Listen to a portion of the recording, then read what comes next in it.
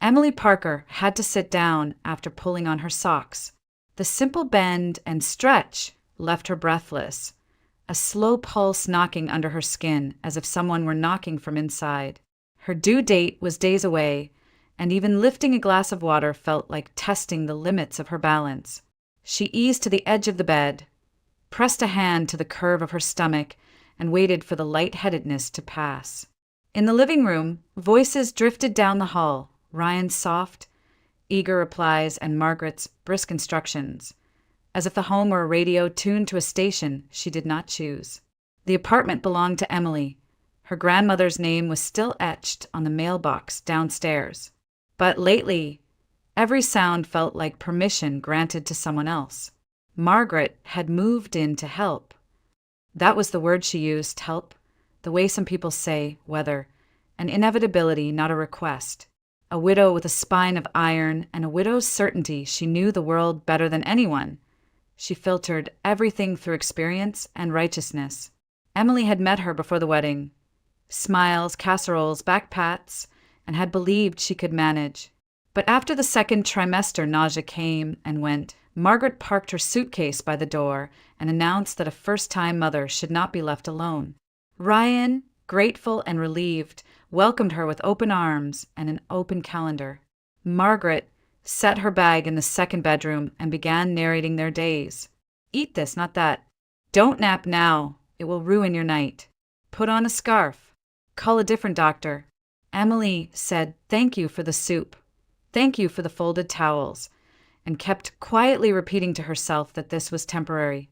Ryan was not cruel. He simply bent toward the person who pushed hardest. He had been the man who drew little maps for her on cocktail napkins the night they met, telling her where he'd lived in the city, what he loved, ball games by the river, late-night rides on the Brown Line where the tracks glittered above the street like a necklace. He was kind then, attentive, quick to laugh. They rented an apartment close to the L and made plans that felt like walking into a warm room from the cold. After the wedding, Margaret's calls multiplied. Then life rearranged itself into 3 chairs at the same table. When the pregnancy test turned positive, the chair at the head of that table was already occupied. On the morning of the clinic appointment, Emily leaned against the doorframe while Ryan tied his shoe. Margaret hovered with a coat draped over her forearm, critical eyes moving top to bottom and back again. "You're going out in that?" she asked, as if Emily had decided to wear rain instead of a sweater. "Your stomach is practically bare. These trains are drafty. You'll catch something, and the baby will catch it too." "It's comfortable," Emily said quietly. She wanted the morning to be a bridge, not a battlefield. Ryan offered a guilty smile that lasted only until Margaret cleared her throat. Then he said, "Mom's probably right. Maybe a longer coat." Emily buttoned her jacket and swallowed the retort that rose hot and immediate. As they stepped into the hallway, she told herself to borrow the strength of small steps. Elevator, sidewalk, station. The city moved around them with its ordinary winter efficiency, a gray sky layered over gray streets. On the platform, the wind cut through seams of clothing, and the rails sang somewhere to the south. Crowds bunched near the doors, necks craned, hands ready. The train arrived with a roar, and the 3 of them were dragged inside by momentum and strangers. Bodies pressed close. Phones hovered like dim stars above bowed heads. The car smelled faintly of coffee and wool. Emily gripped the pole. Then another contraction of the crowd knocked her against the end seat of a bench. The man beside it stood and gestured. "Take it," he said, weary and kind, eyes flicking to her belly and back to her face. "Thank you," she managed, easing down. Relief spread in her thighs, a warmth that felt like mercy. She let out a breath she hadn't realized she was holding and rested a hand over the baby's slow roll. Margaret, still standing, looked at the seat the way a cat looks at a recently vacated patch of sunlight. Her mouth pinched, then smoothed into something almost magnanimous. "Ryan," she said, low enough for only them to hear, "my knees are not what they used to be." He glanced at his mother's face, then at Emily's. The car jolted, a chorus of straps creaked, and he made his choice. He leaned over, fingers closing around Emily's forearm, and tugged. "Mom's tired," he whispered. "Come on, Em. Be respectful." For a second, the world went silent in the loudest place in Chicago. Emily's body didn't want to move. The baby shifted in protest. The seat under her was the only island she had found all morning. She looked up at Ryan's urgent face and saw no malice there, only an eagerness to keep the water smooth, to make the person who complained the loudest quiet again. Margaret's gaze was waiting, assessing.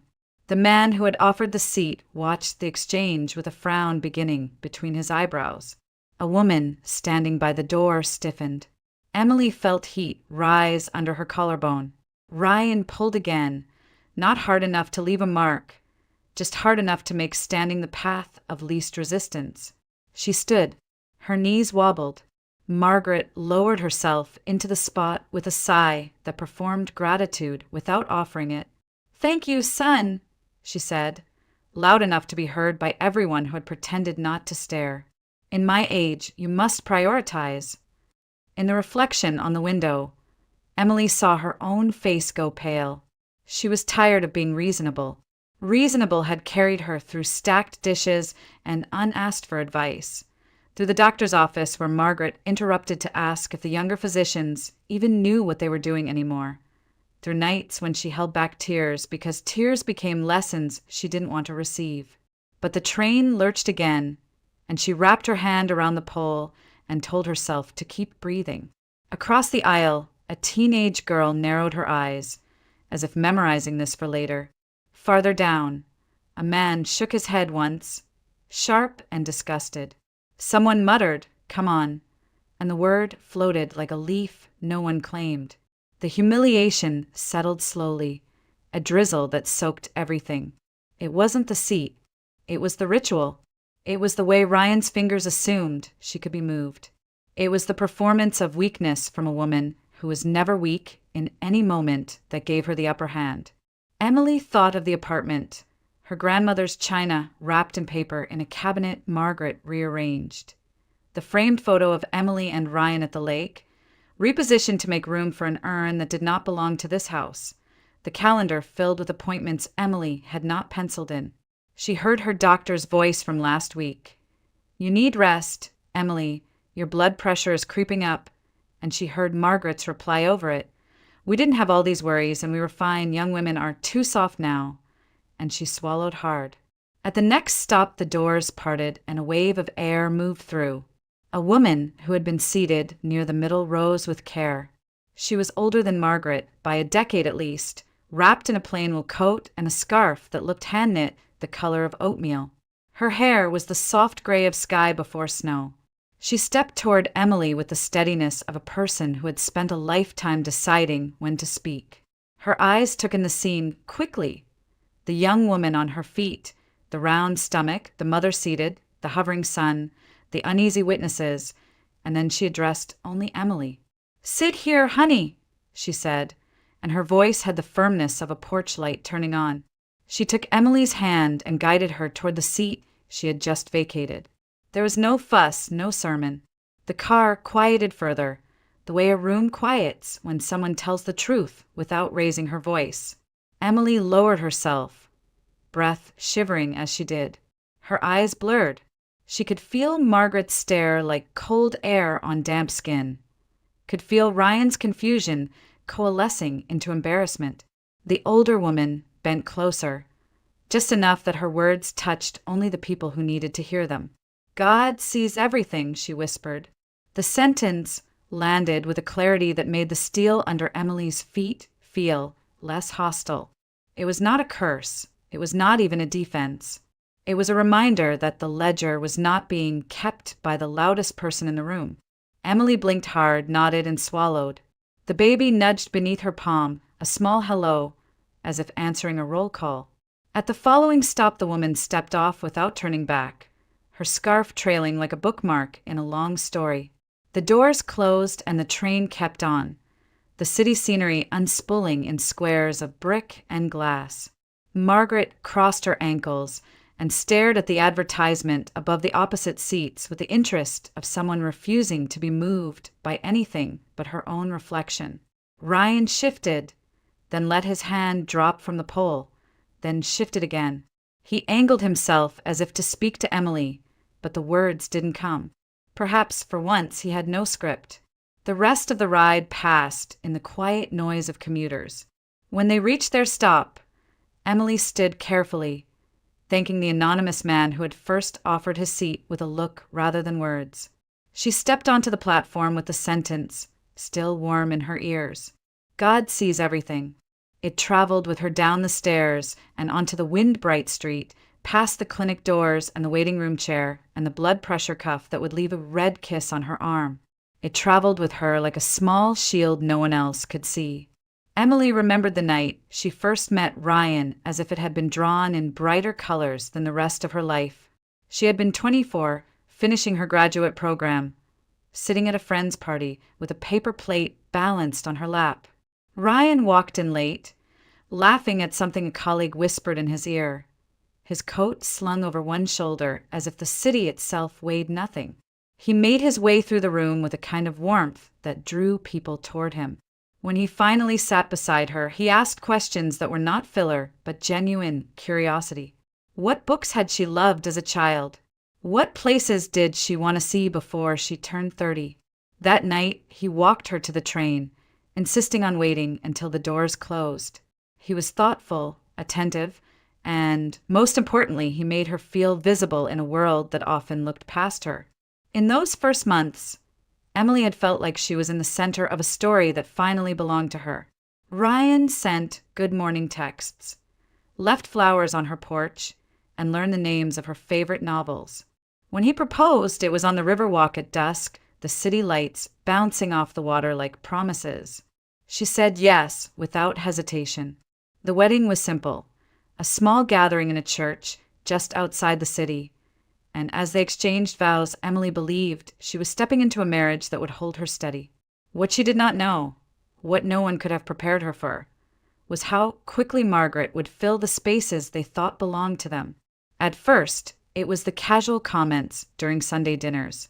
Margaret had been widowed for a decade, a woman accustomed to running her household with no dissent. She carried herself with the air of someone who believed that survival gave her authority over every room she entered. Emily brushed it off in the beginning. Ryan's mother had opinions, yes, but so did most mothers. It seemed harmless, even affectionate.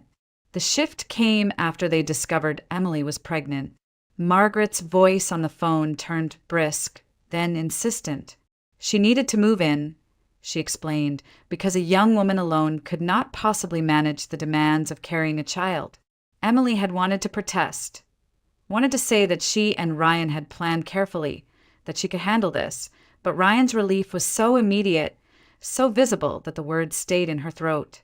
He hugged his mother the night she arrived with her suitcases and said, "This will be good for us." Emily told herself it was temporary, but Margaret did not simply inhabit the spare room. She colonized. Within days, she rearranged the kitchen cabinets, placing the teapot Emily's grandmother had left her on a higher shelf and filling the counter with her own collection of cast-iron pans. She rewrote grocery lists in her own handwriting. She decided the thermostat should stay at 68, no matter how cold Emily felt in the evenings. She hovered at the bathroom door with reminders of how long a pregnant woman should soak in the tub. Her presence pressed into every corner until Emily could barely recognize the apartment as her own. Meals became battlegrounds. Margaret subscribed to a strict regimen of what she considered proper pregnancy nutrition, drawn from decades-old magazines and home remedies. She set boiled liver and overcooked spinach in front of Emily and frowned when the younger woman gagged at the smell. "Don't be dramatic," Margaret scolded. "Your baby needs iron." If Emily asked for plain toast, Margaret clucked her tongue and accused her of selfishness. Ryan, caught between them, always softened his voice when he sided with his mother. "She just wants the best, Em," he would say, as though intention excused intrusion. Each time, Emily swallowed her frustration and chewed dutifully, her throat tight with resentment. Sleep offered no refuge. Margaret believed naps during the day were a sign of laziness. If Emily retreated to the bedroom for rest, Margaret knocked on the door under the pretense of checking on her. "Stay up," she advised. "You'll never sleep at night if you close your eyes now." Ryan repeated the refrain with a smile, brushing hair from Emily's face, but it was Margaret's script he was reciting. The walls of the apartment felt thinner, the room smaller. Privacy disappeared like air from a sealed jar. The tension sharpened during medical visits. At the clinic, Emily tried to cling to the professionalism of white coats and measured tones. On one appointment, her obstetrician pressed the stethoscope gently against her belly, listening for the steady rhythm of the baby's heart. The doctor smiled and spoke directly to Emily. "You need to make rest your priority now. Your blood pressure is higher than I'd like. Stress is not your friend at this stage. Sleep, reduce conflict where you can, and remember to care for yourself as much as for the baby." Emily nodded, grateful for words that validated what her body had been shouting for weeks. But before she could respond, Margaret leaned forward in her chair with a dismissive wave of her hand. "Nonsense," she declared. "Young women today are coddled.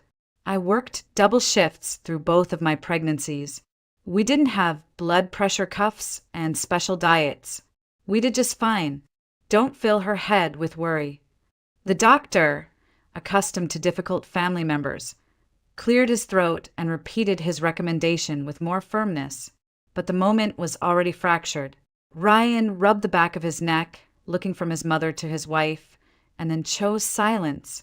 In that silence, Emily heard everything. Margaret's voice, Ryan's complicity, the erasure of her own needs. The doctor's words evaporated in the air like steam from a cooling cup. Walking back from the clinic, Emily carried the paper printout of her test results folded in her pocket. Each step felt heavier than the one before.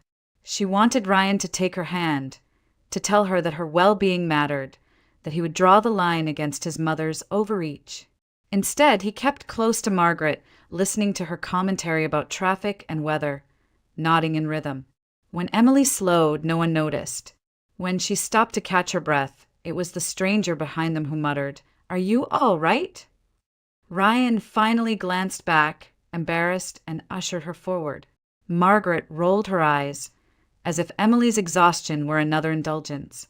By the time they reached the apartment, the realization had settled inside her like a stone. In her husband's world, there were two women. One commanded loyalty through history and grief. The other, his wife, the mother of his unborn child, was an afterthought. Emily sat on the edge of the bed, staring at the framed photo of her grandmother that still hung above the dresser. The apartment was hers by inheritance, but her place within it had become conditional. She pressed her palm to her stomach, felt the baby shift in response, and whispered a promise only the child could hear. In that moment, she understood, with a clarity that left her trembling, that she and her daughter would always come second to Margaret in Ryan's eyes. The knowledge did not yet lead to action, but it rooted itself deep inside, a seed of inevitability waiting for its season. The apartment was dark except for the glow of the city lights bleeding in through the blinds. Emily shifted on the couch, trying to find a position that relieved the ache in her lower back. At first she thought it was another night of discomfort, the kind every pregnant woman near her due date came to expect. But then the pain sharpened, cutting through her abdomen with the precision of a blade. She doubled over, a hand pressed to her belly, breath shallow. It was too early. She wasn't supposed to be in labor for another 2 weeks. "Ryan," she called out, her voice trembling. Her husband was in the kitchen, scrolling through his phone. He looked up, startled, as she clutched the armrest, her knuckles white. "Something's wrong," she gasped. "It's happening." "The baby!" Ryan hurried over, panic already flaring in his eyes. "Are you sure?" "Maybe it's just—" His words faltered when another contraction ripped through her, forcing her to bite down on a cry. She shook her head, sweat beading along her hairline. This was no false alarm. From the bedroom, Margaret's sharp voice cut into the chaos. "Ryan!" The sound was theatrical, drawn out like a curtain call. "Ryan, I can't breathe." Her words were punctuated with coughs that sounded rehearsed. "My chest, it's my heart." Ryan froze, torn between his wife writhing on the couch and his mother calling from the other room. "Mom, hold on," he shouted, then turned to Emily. "Just wait, let me check on her." Emily's eyes widened in disbelief. "I need you now," she said, voice cracking. Another contraction seized her, stronger than the last, stealing her breath. She grabbed his wrist. "Please, Ryan, the baby's coming." But Margaret wailed louder, her voice echoing down the hall. "Ryan, don't let me die alone." Panic overtook reason in Ryan's face. He wrenched his hand away and bolted toward his mother's room. Emily stared after him, stunned. Each second stretched like an accusation. She tried to stand, but her legs buckled beneath the weight of pain and betrayal. The next cry that left her lips wasn't just from labor. It was the sound of something inside her breaking. Minutes blurred. She heard Ryan's frantic voice on the phone, calling for an ambulance, but not for her. He was describing Margaret's symptoms, pacing the hall as if his wife's contractions were background noise. Emily realized then that if she didn't act, she and her baby would be alone in the fight for their lives. Her hands shook as she fumbled for her phone. She dialed 911, her voice ragged. "I'm 38 weeks pregnant," she told the dispatcher between breaths. "The contractions, they're coming fast. My husband, he left me. I need help. Please send someone." The operator's voice was steady, grounding. "Stay on the line, ma'am. We're sending EMS to your location right now.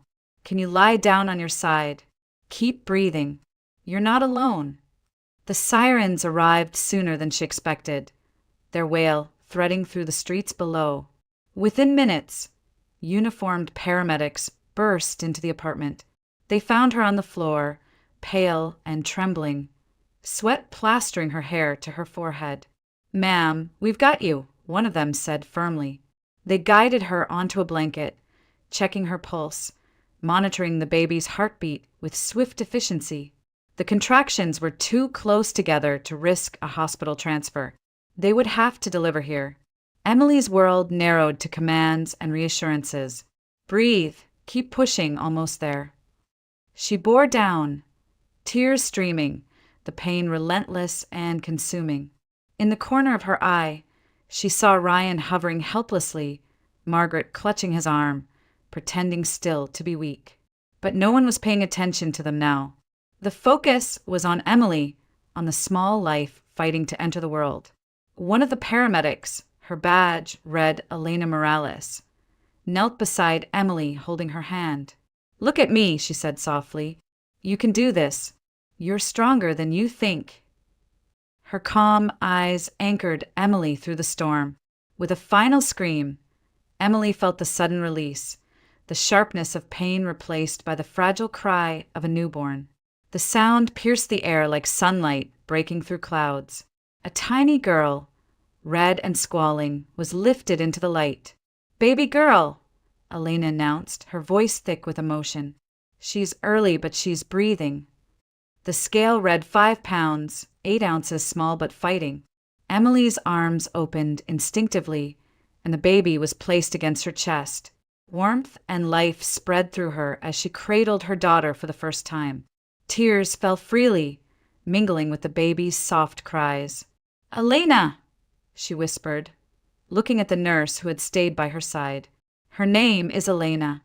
Then, softer, to the child herself, "Lena, you're mine." The paramedics worked quickly, cutting the cord, checking vitals, wrapping the infant in a blanket.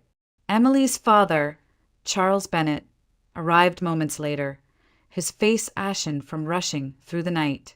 When he saw his daughter and granddaughter, relief crumpled his expression. He knelt beside Emily, pressing a trembling kiss to her damp forehead. "You're safe," he whispered. You both made it. Emily closed her eyes, exhaustion pulling at her, but she clung to her father's voice. She thought of the moment Ryan chose his mother's feigned illness over his wife's cries, and the betrayal burned deeper than the contractions ever had. Yet, in that same night of abandonment, she had been carried by strangers who treated her with dignity, and by the one man who had never failed her, her father. Lena stirred against her chest, tiny fingers curling around Emily's thumb. Emily looked down, and something fierce ignited inside her, a vow that this child would never feel second to anyone, not to Margaret, not even to Ryan.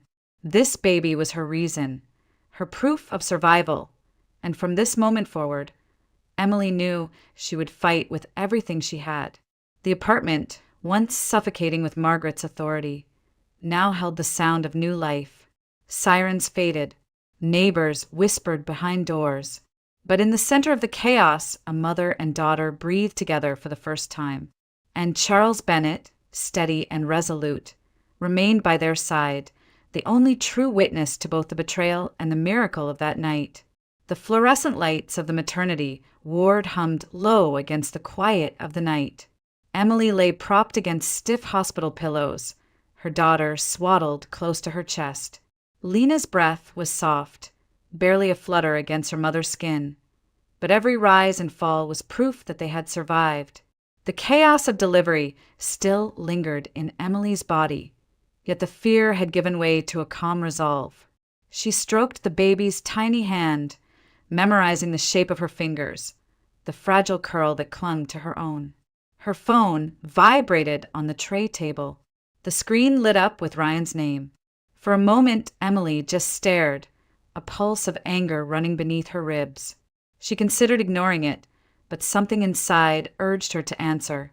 With one arm, she adjusted Lena, and with the other, she pressed the phone to her ear. "Emily!" Ryan's voice came through, strained but not broken. "I'm sorry. I didn't know what to do. Mom," she said she was having a heart attack. I panicked. I thought she needed me. Emily closed her eyes, her jaw tightening. "And what about me?" she asked, her voice cool. "I was in labor, Ryan. I told you the baby was coming, and you left me. You chose her." A long pause stretched on the line. "I was scared," he finally muttered. "I thought I could handle both, but no," her tone cut through his excuses like glass. "You abandoned me. You abandoned your daughter before she even took her first breath. Do you understand what that means?" He exhaled shakily. "Emily, please. I made a mistake. I'll come tomorrow. You are no longer my husband," Emily said flatly.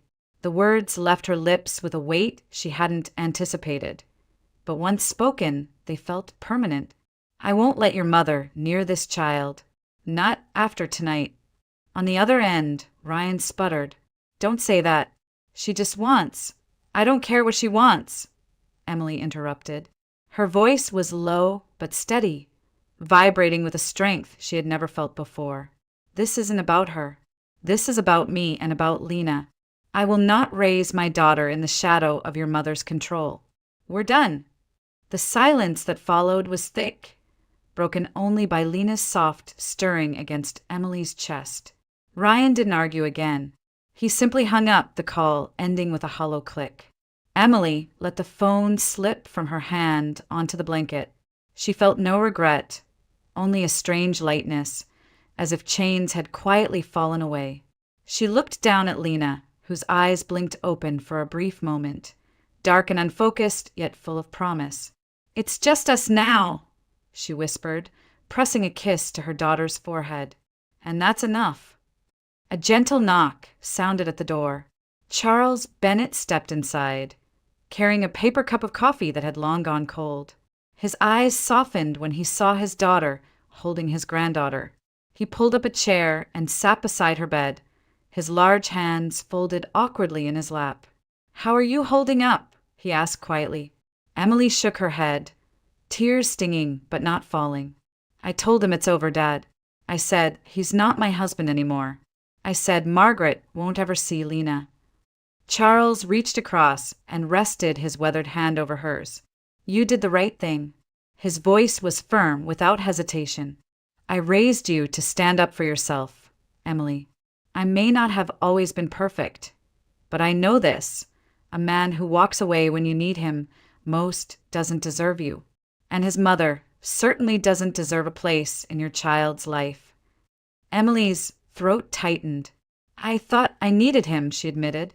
All this time I thought if I just kept the peace, if I stayed quiet, things would get better. But tonight, when he left me, I realized he was never going to choose me. Not over her. Charles nodded, pride flickering in his tired eyes. That realization is painful, but it's also freedom. You can build a life for you and Lena that isn't dictated by anyone else's demands. You're stronger than you think. Emily studied her father, the lines etched deep across his face, the quiet certainty in his gaze. For the first time in months, she believed him. She wasn't the passive woman enduring another's authority. She was a mother now, and that role carried a fierceness she hadn't known existed inside her. The thought of Margaret's hands reaching for Lena filled her with defiance, so sharp it steadied her spine. Never again, she vowed silently, never again would she allow someone else to decide her worth. The night stretched on, but Emily didn't feel alone. Charles dozed in the chair, his head tilted back, while Lena slept curled against her. Outside, the city kept moving, ambulances racing down streets, trains rumbling over tracks, lives unfolding in endless rhythm.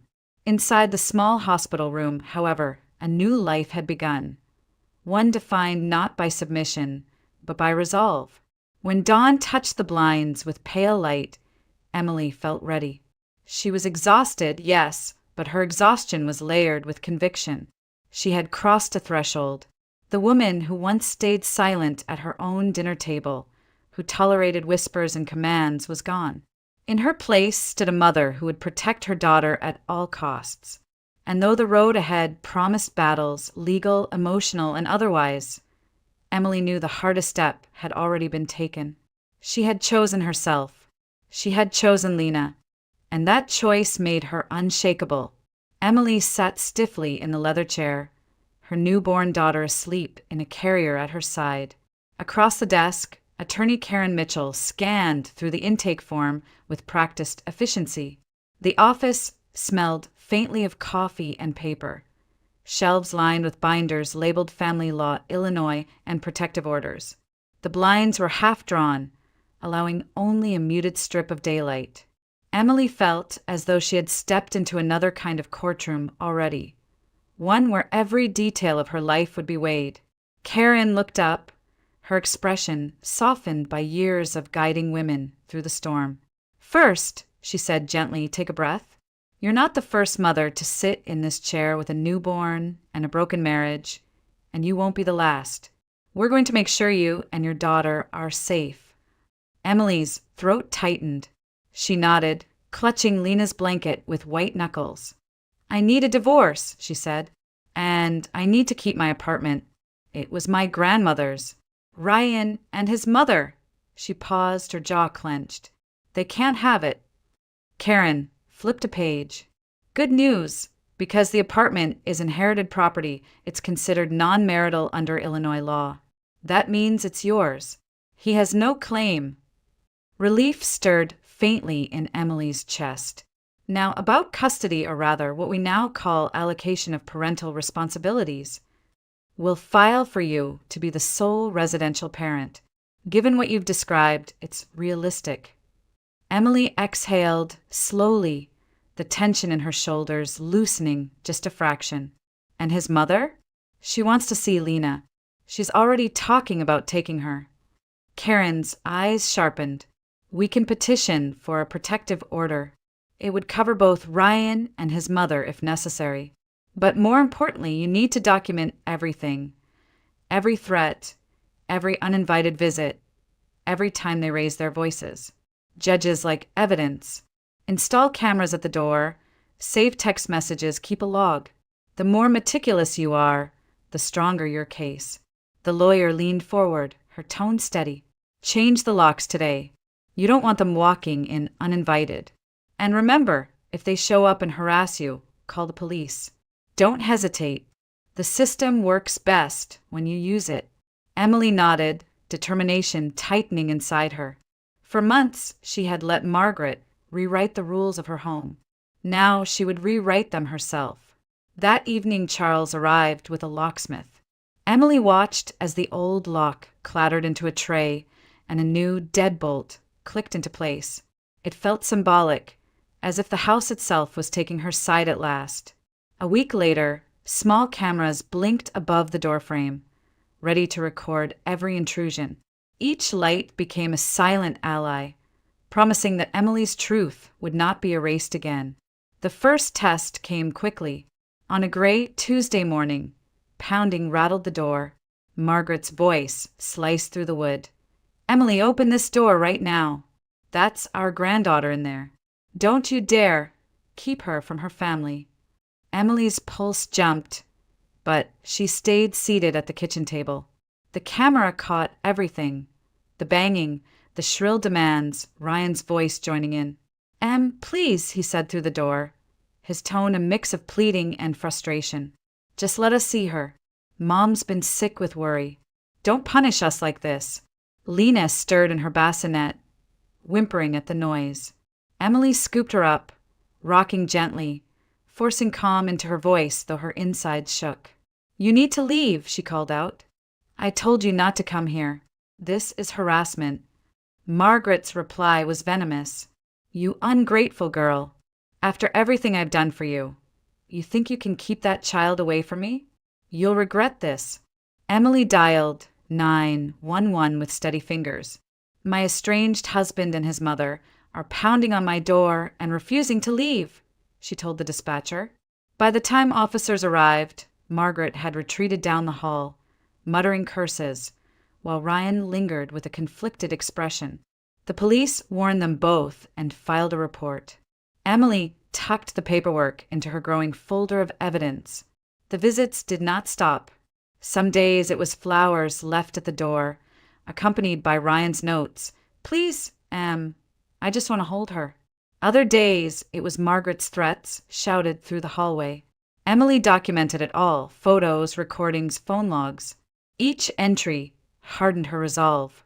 She wasn't merely collecting data. She was building the foundation of her defense, brick by brick. One night Ryan called, his voice quieter than usual. "Emily, I need to see my daughter," he said. "I know Mom pushes too hard, but she loves Lena. You can't keep her from us forever." Emily gripped the phone tightly. "Ryan, you had your chance. The night she was born, you weren't there. You chose your mother, not us. Don't call me again unless it's through my lawyer." He hesitated. "I just want to make things right." "You can't make things right while standing in her shadow," Emily replied. "Until you realize that, you'll never really want what's best for Lena. You'll only want what Margaret tells you to want." She ended the call before he could answer. For the first time, the silence that followed was not lonely. It was liberating. Weeks passed in a rhythm of feedings, doctor's appointments, and legal paperwork. Emily grew used to the click of the camera recording another confrontation, the weight of the evidence folder on her desk. Charles visited daily, bringing groceries and quiet encouragement. Each time Margaret and Ryan tried to force their way back into her life, Emily felt less like prey and more like a witness gathering proof. At the next meeting in Karen's office, Emily slid the folder across the desk. "I've recorded everything," she said. "Every knock, every threat, every call." Karen flipped through the pages, satisfaction evident. "This is exactly what we need. With this, the judge will see who they really are. You've done everything right, Emily." For the first time since Lena's birth, Emily allowed herself a small, certain smile. She wasn't merely reacting anymore. She was preparing. The legal battle loomed ahead, but she was ready. Every slammed fist on her door, every poisonous word from Margaret, every half-hearted plea from Ryan had become part of a record that would speak louder than their lies. And when the time came to stand before the judge, Emily knew she would no longer be the woman who once yielded her seat, her voice, her home. She was the mother of Lena Bennett Parker, and she would not be moved. The courthouse in downtown Chicago loomed gray and unyielding, its stone columns catching the weak light of morning. Emily walked up the steps, with Lena's car seat balanced in her father's hands. She wore a plain navy dress, her hair pulled back tightly, her shoulders squared. The weight of months of fear and preparation pressed down on her, but she carried it with quiet determination. Today, she would not be silent. Today, her voice would be heard. Inside the Cook County Family Division, the air hummed with the low murmur of cases being shuffled, families whispering, attorneys checking watches. Emily sat at the petitioner's table beside attorney Karen Mitchell, her folder of evidence stacked neatly between them. Across the aisle, Ryan slouched in his chair, adjusting his tie as though it strangled him. Margaret sat rigid beside him, her lips pressed into a thin, self-righteous line. She wore black as if attending a funeral, her hands folded with the gravity of a martyr. The judge, a woman in her 50s with clear eyes and no patience for theatrics, called the case to order. Parker versus Parker, she announced. Petition for dissolution of marriage and allocation of parental responsibilities. Karen rose first. Your Honor, my client, Emily Parker, seeks full allocation of parental responsibilities and parenting time, on the grounds that her estranged husband and his mother have created an unsafe and hostile environment for both mother and child. She gestured to Emily, who met the judge's gaze steadily. We will present evidence of harassment, neglect, and abandonment at the time of birth. The judge nodded. Proceed. Ryan's attorney, a younger man with nervous eyes, cleared his throat. Your Honor, my client simply wishes to be part of his daughter's life. Any suggestion that he or his mother pose a danger is exaggerated. Before the words had finished echoing, Margaret leaned forward and spoke directly to the bench, her voice loud and brittle. I only ever wanted to help. I moved in because Emily was too fragile to handle pregnancy on her own. I cooked, I cleaned, I guided her. And this is how she repays me, by shutting me out, by poisoning my son against me. The judge held up a hand. Mrs. Parker, you will have your turn. Do not interrupt counsel. Margaret sat back, eyes flashing. Emily felt the old familiar sting of those words, the manipulation disguised as concern. But this time she had more than her voice. She had proof. Karen called the first piece of evidence. Security footage from the camera Emily had installed above her apartment door. The screen flickered to life, showing Margaret pounding on the door, her voice raised in rage. You ungrateful girl! That's our granddaughter in there. Ryan's figure shifted uneasily in the background, half-heartedly pulling her arm, failing to stop her. The judge's brow furrowed as the video played on, capturing every word, every threat, every attempt to push past the door. Next came audio recordings of phone calls, Ryan pleading, Margaret shouting, Emily's calm refusals. The courtroom fell silent except for Margaret's shrill accusations echoing from the speakers. You'll regret this. Her voice threatened in one clip, undeniable and unedited. Ryan squirmed in his seat. His attorney attempted to minimize the impact. Your Honor, emotions run high in family matters. My client's mother may have spoken harshly, but she has no intention of harm. She simply desires contact with her granddaughter. The judge tilted her head. Mr. Parker, did you instruct your mother to stop these visits? Ryan hesitated. I tried, but she's persistent. Persistent, the judge repeated dryly. And did you support your wife during childbirth? Ryan's face flushed. He shifted. I thought my mother was having a heart attack. I had to choose. Emily stood when Karen gave her the signal. Her voice carried clearly across the room. Not shrill, not broken, but steady. He chose wrong, she said. Your Honor, I was in active labor. I told him the baby was coming. He looked me in the eye and walked away. He left me to call 911 alone. The paramedics delivered my daughter in our apartment while he stood down the hall with his mother. A ripple went through the courtroom. Even Ryan's attorney looked stricken. Emily's voice faltered for just a moment, but she caught herself and continued. I don't care about myself anymore. But my daughter, she deserves a father who won't abandon her for someone else's theatrics. She deserves safety. She deserves peace. Her father, Charles, sat in the back row, tears bright in his eyes. For months, he had watched his daughter carry humiliation in silence. Now he saw her stand unflinching, telling the truth no one could deny. The judge folded her hands. I have heard enough. She glanced at Ryan, then at Margaret, whose face had gone blotchy with rage. The evidence demonstrates a pattern of harassment and neglect.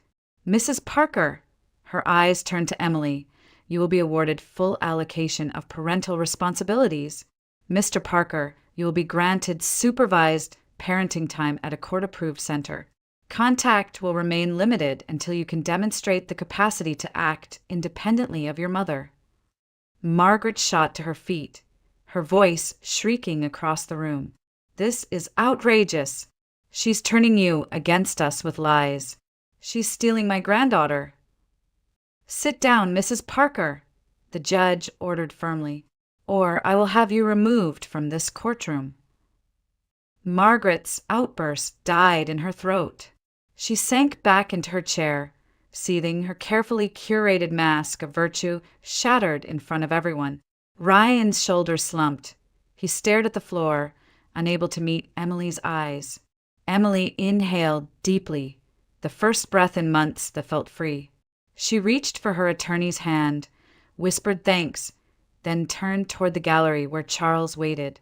He gave her a small nod, pride and relief etched across his face.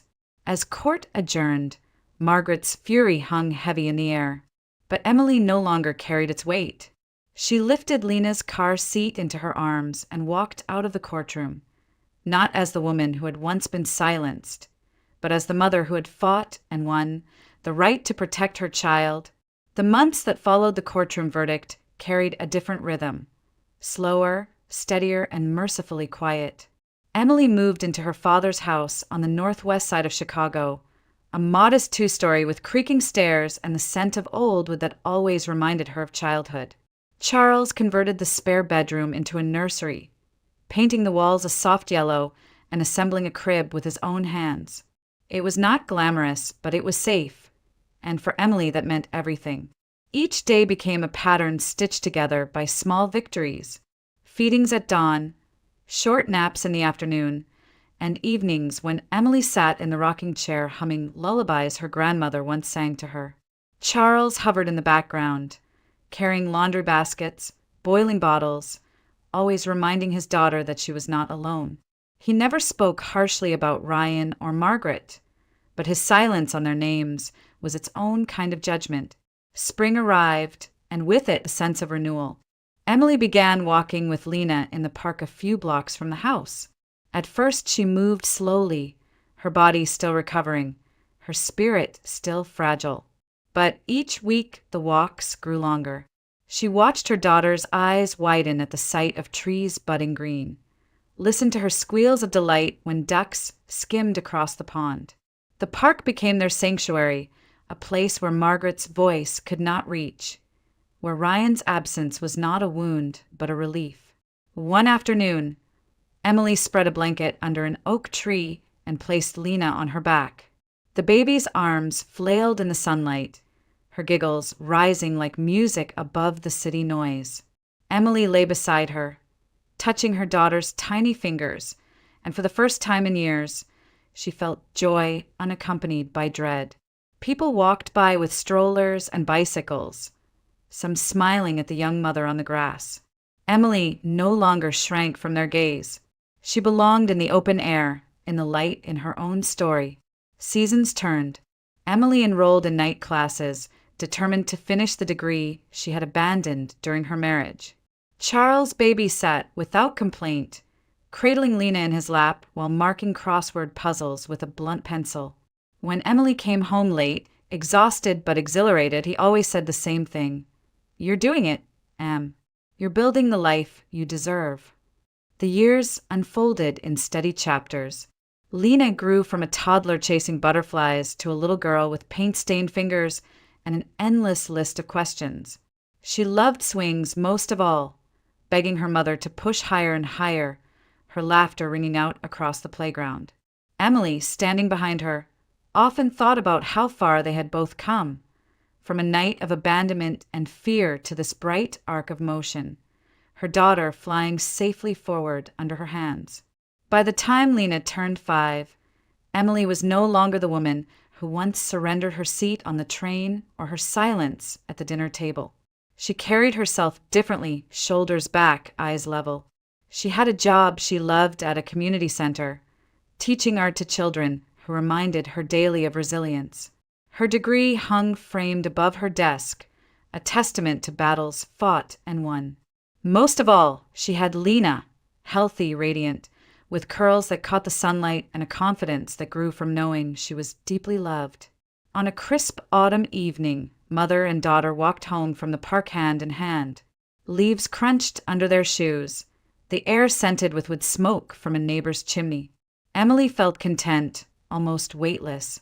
She squeezed Lena's small hand, smiling as the girl chattered about her day at kindergarten, her new friend, her painting of a dragon, the teacher who said she was clever. When they turned the corner onto their street, the house came into view. Emily slowed. A figure stood on the porch, rigid against the fading light. Even from a distance, she recognized the posture, the tightly folded arms, the stubborn tilt of the chin. Margaret Parker. Emily's steps faltered, and Lena looked up, puzzled. "Mommy, who's that?" Emily tightened her grip on her daughter's hand. Her heartbeat quickened. But this time it wasn't fear that surged through her veins. It was readiness. She had spent 5 years rebuilding her life, brick by brick, promise by promise. She would not let the past dismantle what she had created. The woman on the porch straightened, her eyes locking on Emily's across the distance.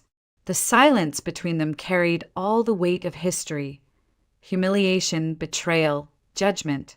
But behind Emily stood the child she had sworn to protect, and within her pulsed the certainty of a mother who had already fought the darkest battles. She walked forward slowly, Lena's hand safe in hers. The evening air grew still, the neighborhood sounds fading into the background. Every step was a reminder, from public shame to private despair, from courtroom reckoning to personal renewal. The journey had not broken her. It had remade her. As Emily reached the edge of the walkway, she lifted her chin. The story was not over. Margaret's reappearance proved that. But Emily was no longer the woman who could be silenced. Whatever confrontation waited beyond that porch, she would face it with strength born from suffering, with the unwavering resolve of a mother who had chosen healing over fear. The door between past and future stood open. And as dusk fell over Chicago, Emily knew one thing with absolute clarity. Whatever came next, she and Lena would face it together,